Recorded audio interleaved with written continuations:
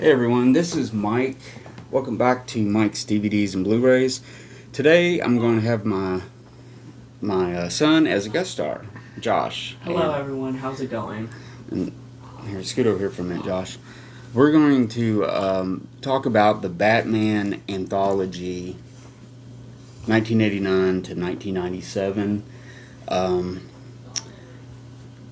So yeah, this was a set that I got back in probably 2006 or 7, and maybe even 2008. But Josh discovered this set when he was probably 5, I want to say 5 or 6, and he kind of got really into Batman, Lego Batman and everything. So he really grabbed on to this set, and he was watching these movies and stuff at a young age, which was really cool. So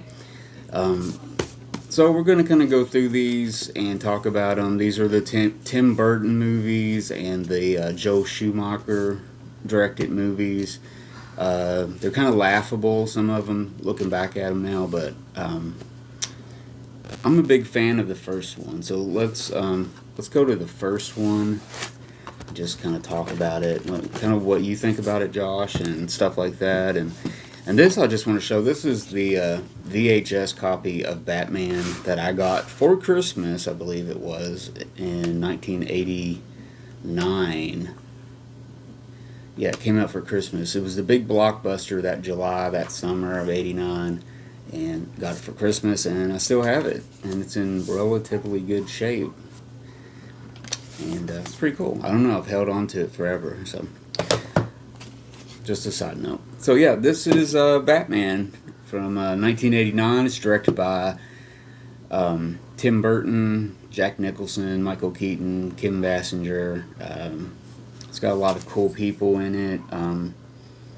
It's also got Robert Wool as the reporter, Pat Hingle, Billy D. Williams, Jack Palance was in it. He was kind of making a comeback at that time. And the music of Danny Elfman was really, really a big part of pulling you into this movie.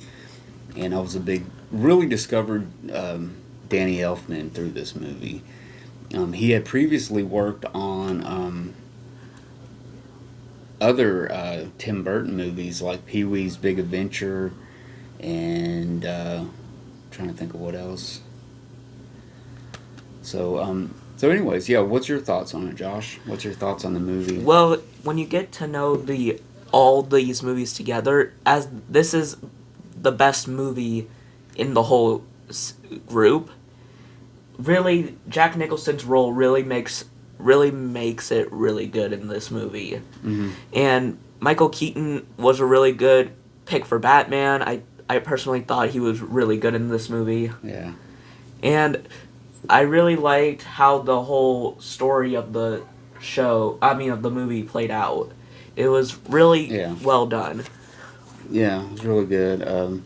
Definitely had the touch of Tim Burton's dark universe. I'm trying to think who the cinematographer was on this, but had a very distinct look for 1989, which was something we hadn't seen before. Plus, it was kind of the launching of the, I don't know if you would say this is maybe the second incarnation of comic book movies, because back in the 70s you had a bunch of oddball ones that they made. Mm-hmm. And but kind of this sparked off a brief resurgence of comic book movies. There was Dick Tracy the following year, which I saw in the theater, which was really good. But I don't think it did as well as they wanted, so it was kind of there. And then I believe, what else did they do in the 90s? Like the Superman movies, right? Maybe? No, I think they did Spawn, wasn't it? Spawn was really good. Spawn was one of them. And then towards the end of the 90s, you had Blade, stuff like that. So maybe not as big as the 2000 resurgence with Spider-Man And all these new Marvel movies and then stuff. all the Iron Mans and stuff like that. So it was revolutionary, really, when it came out. Really good. Michael Keaton's really good as Batman. I'm really torn sometimes with who's the better Batman, Michael Keaton or Christian Bale. Christian Bale. I guess they're two different movies done by two different directors. They both have distinct looks and stuff, but still the basic storyline is there of these characters as we know them. So I don't know. I'm really torn with Batman. I know you, Josh. You like what's his face? Ben Affleck. Ben Affleck as Batman. Personally, I just thought he gave a very, Dark Knight Returns Batman feel. The comic Dark Knight Returns was revolutionary for comic books at the time. Yeah. And Ben Affleck was chosen because of that, because the director Zack Snyder decided that one of the main comics he was going to base his Batman off of was The Dark Knight Returns. Mm. So he wanted an older Batman with a more grizzled, kind of anti-hero feel, Yeah. which kind of gave people the wrong side of it. But personally, I thought it was a really interesting take on it. Yeah. Well, with this Batman, he was more by the book, I guess, or for the time, he was just almost a stoic character, kind of just a solitary man. He didn't really have a lot to him. You can tell, by the death of his parents, he kind of lived a lonely existence, only having his butler kind of basically raise him. And I guess at some point he became Batman by, creating all these gadgets and secret bat lairs and all kinds of stuff, and it was really cool. But different from the Christian Bale and the Ben Affleck version. So I don't know. I think at that time, because I was reading Batman comics at the time this movie came out, and to me, he kind of matched what was going on in the comics at that time. So it was a good story. And I really liked it, but the big show, the big character, the big draw to this movie is Jack Nicholson as Joker. I think Joker. It was hard to Convey the Joker. well, to replace him when he was redone by Heath Ledger and then by Jared Leto. But now we have Joaquin Phoenix, who really made it his own. Yeah, so I don't know. It's just that Joker, obviously played by a much older man. Jack Nicholson was probably in his early 50s, late 40s when he did that. So by far, he's the oldest Joker we have on screen and stuff. So maybe he brought more of a maturity to the character. Also believable at that time with what was going on with the Batman character and the Batman comics at that time. So he kind of matched up well, and he just really, really made the movie. And of course, the Batmobile and stuff like that was really awesome in this movie. Kim Basinger, pretty good as Vicky Vale. I mean, take her or leave her, she was pretty good in it. I don't know who else would have been maybe a better Vicky Vale, but the supporting cast is really good. Robert Wool as the reporter, I think he was pretty good. He kind of reminded me of some of the reporters in the older 30s movies where he was wanting the story and he wouldn't stop and he just stayed on him. Billy D. Williams pretty good, and Jack Palance, Michael Gold. I think Michael Gold was the Alfred character. The only problem I had with this movie was that they were going to make a Batman Forever directed by Tim Burton, and Billy D. Williams was intended to be Two-Face in that movie, which sounded like a really cool idea. Of course, I wasn't alive during that time, but it sounded like a really, really cool idea. Yeah. And I was really interested. Yeah. But it turned out Tommy Lee Jones would take that role. But, I mean, Tommy Lee Jones kind of had a funny campiness to it, so it was kind of okay. Yeah, the whole movie. But let's move on to '92's Batman Returns. Batman Returns probably would say even darker than the first movie. Just in the tone of the story, the characters, the costumes are even pushed to its blackest blacks. Catwoman's black leathery costume just has such a great look to the movie again. I believe the same cinematographer returns. I'm trying to think who it was. But, of course, Danny Elfman, Tim Burton, Michael Keaton. Michelle Pfeiffer and... Well, I was going to say they all returned, but this time we're joined by Michelle Pfeiffer and Danny DeVito. Danny DeVito as Penguin and the Catwoman. And they bring a little more comic feel to the movie. Kind of takes it straight out of Gotham. The first movie, I think, really was situated in Gotham. And it kind of, was dark. It was really kind of based in a comic book. And Batman Returns comes back, and it's got a little more freedom with it. Kind of opens up a little bit more with people like Danny DeVito being kind of comic with his gadgets and stuff and his things. Christopher Walken is the villain in this one. Pat Hingle returns. I believe he was in that. But yeah, production designer Bo Welch had this real good look of the sets and stuff. Stefan Zapaski was the director of photography. I don't know if he was on the other one. Probably was. But we also forgot to mention the Prince soundtrack of the first movie, which was, I don't know why there was a whole album done by Prince. Prince was a big fan of Batman, and he wanted to do it. I think he really volunteered, from what I hear, to make that album. But really, there was just one song in the movie played, I believe, or maybe two. But let's talk about Batman Returns. It was 1992. Couple years have passed. It's back. It's great. What do you think about Batman Returns, Josh?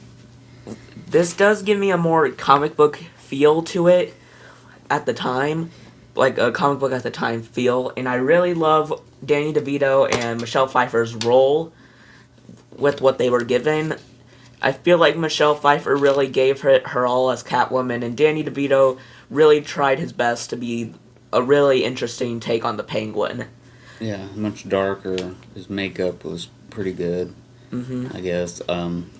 But you could tell he was wearing makeup, Because of the nose. The nose and stuff. But I don't know, Catwoman was pretty good. I didn't really like the Catwoman movie that was made with Halle Berry.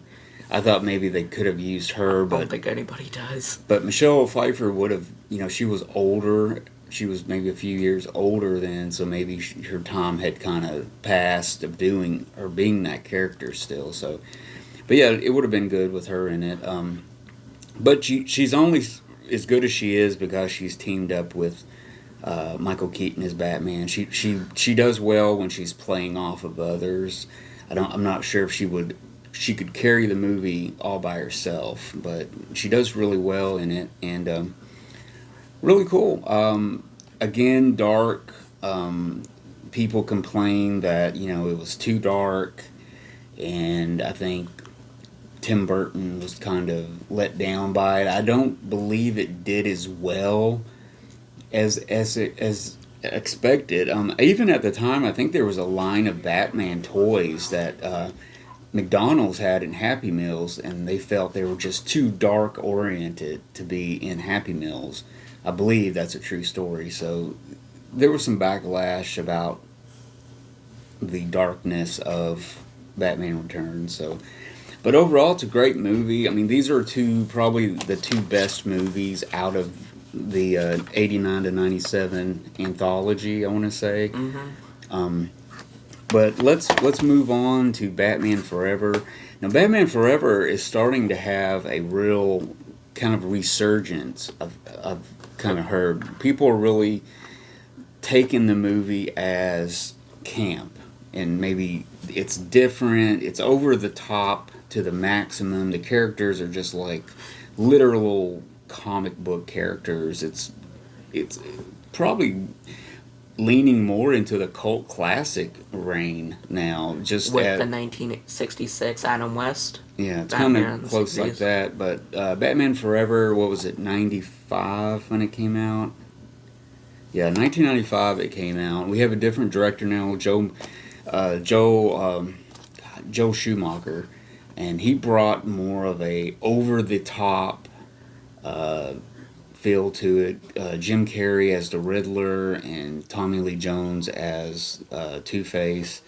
It's got Nicole Kidman now as who does she play?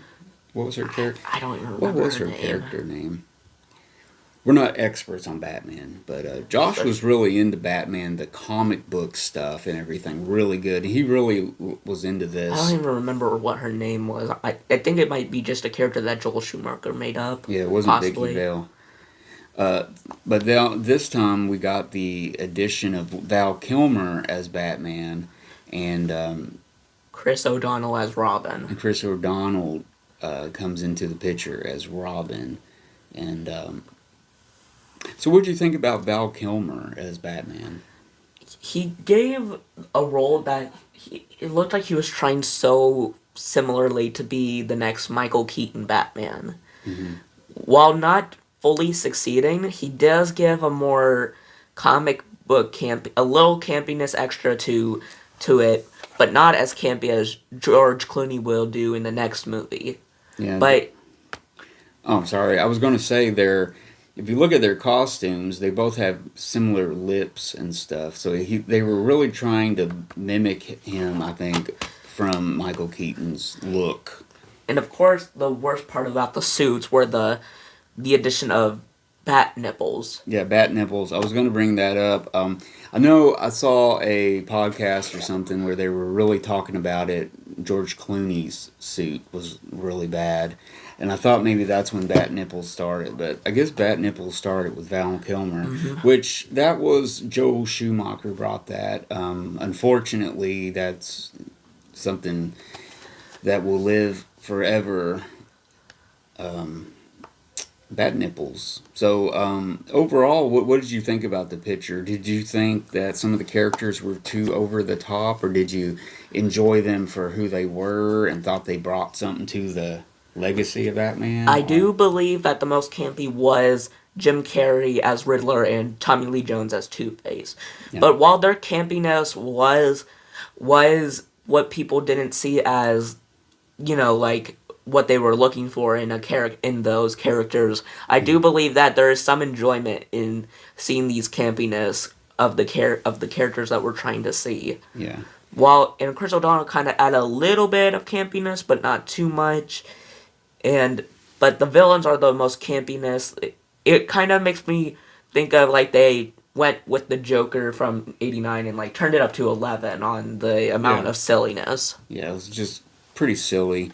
I think if this wasn't trying to make the big Hollywood movie and have to put big name stars as characters, maybe used unknown actors for Two-Face and possibly even the Riddler, maybe the movie would have had a different edge to it, maybe a darker edge, maybe a different flavor to it, because each one of these characters were just big Hollywood stars at that time. And so it's like, here's Tommy Lee Jones as Riddler, and he gives his take. So I don't know, I wasn't always a big fan of Tommy Lee Jones as Riddler. I just didn't buy it all the way.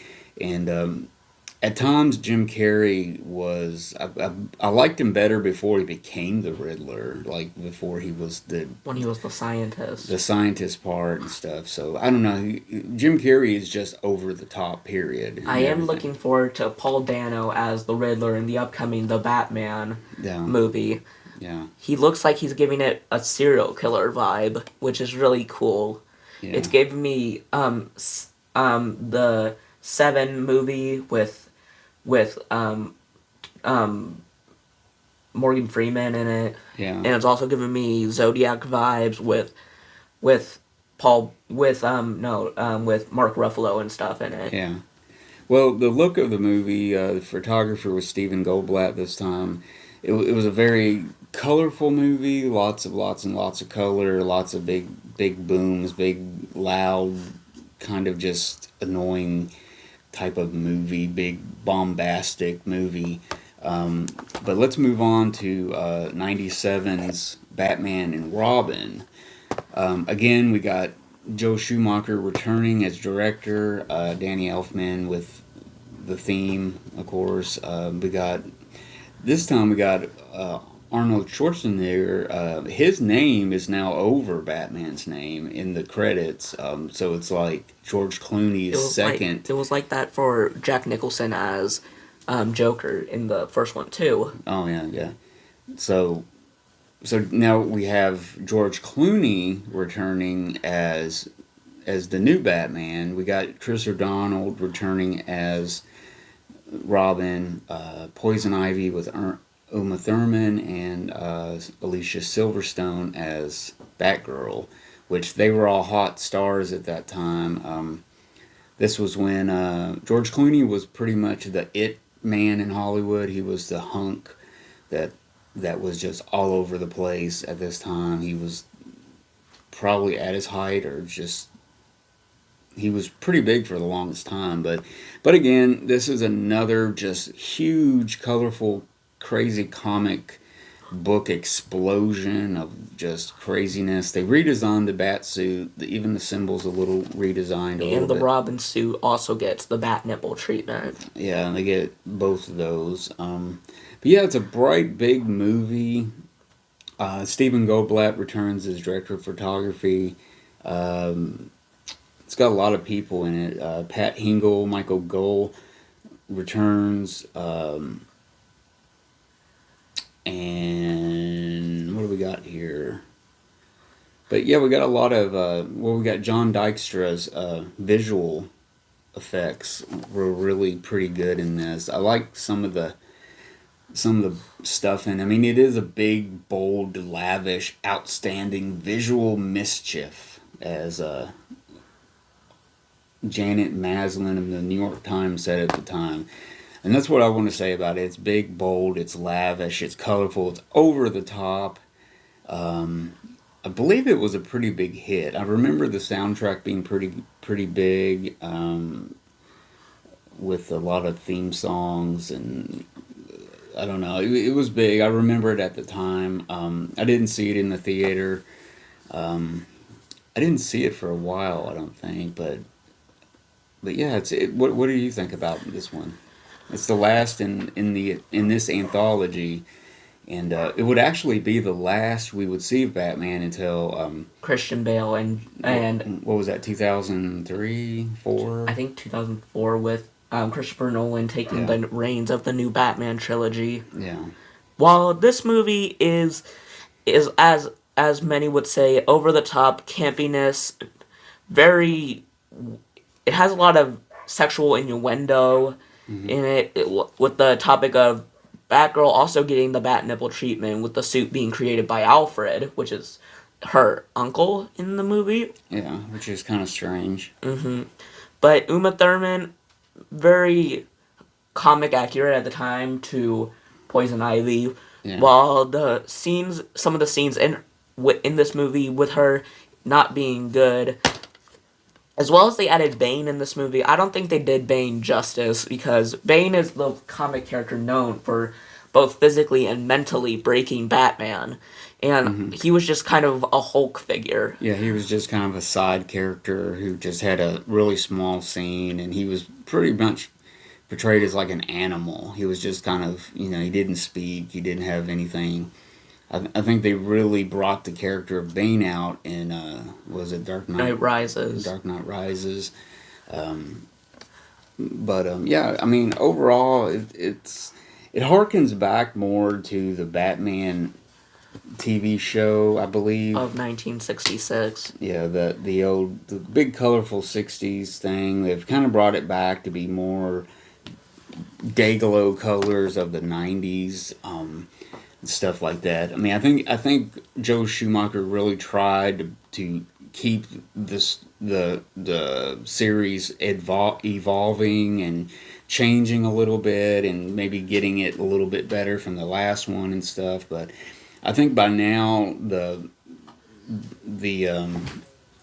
what is it, the series just kind of ran out of steam at this point. I think people kind of got tired of Batman and Robin And Joel Schumacher, and Joe Schumacher a couple years ago, personally apologized for making this movie. Yeah, but He literally apologized. yeah, before he died, he kind of apologized for making it the way he did. But it does have its fans. I mean, both his versions, they really stick out in movie history, comic book movie history. They really stick out. They're still fun movies to watch. They're really for kids almost sometimes, in a way, the way they made the characters and the colors and stuff. And I think that's why the newer stuff with And while Arnold Schwarzenegger was the big man of Mr. Freeze, there really wasn't any comic source they could have done Mr. Freeze for that would be child friendly at the time. So they kind of probably looked toward the 1966 version of Mr. Freeze in some form, with ice puns and all this. Yeah, he was pretty much just playing, kind of copying Otto Preminger, who played the original one. He was a director at the time, Otto Preminger, and he also had a German accent, or Austrian accent, and so he's almost exactly the same, almost, in a way. But yeah, it's just kind of what it was. I think the seriousness came back to the series with, Christopher Nolan and Christian Bale. Christopher Nolan truly created something that gave the Batman legacy something, and that's why I really like Christian Bale as Batman. I mean, I like all the Batmans. They all have something, but yeah, we just wanted to focus on this trilogy, this DVD set, and because this is really what kind of got Josh. He discovered this set of mine. He pretty much took it over. It was in his room for years, and he watched them, and he had all the Legos and the video games and comic books and all kinds of stuff. He was Batman expert for a while. So yeah, we wanted to kind of go over the Batman Anthology and talk a little bit about it. And anything you want to say in closing on this? While I do believe that the two best were the first two, I also see it as it keeps getting worse in quality, like with how these movies are made. The best one was Batman '89, and then you go to Returns, and then it gets a little worse with Forever, and then it goes into a dumpster fire with Batman Robin. Yeah, I mean, I don't know if it's a total dumpster fire. I think it is a little enjoyable. I mean, if you really like camp and you really like something offbeat, they really did that. I don't know if they were shooting for the offbeat and wanted their movie to be this campy, but it ended up being campy, and maybe that's what we're left with. But I'm glad the series picked up and got more serious and moved on with Christopher Nolan's series. So we may do a video of that in the future, of his movies and Batman and stuff, and so on and so forth. So I want to thank you, Josh, for being in the episode and It was my pleasure. Giving you a little bit of info into the Batman legacy, the anthology. So that's about it, guys. If you haven't subscribed to my channel. If you like this episode, give me a thumbs up. And as always, comment and let me know what you thought about this. And I think that's about it, guys. Until next time, I'm Mike, and this is Josh. Watch good movies and stay safe out there.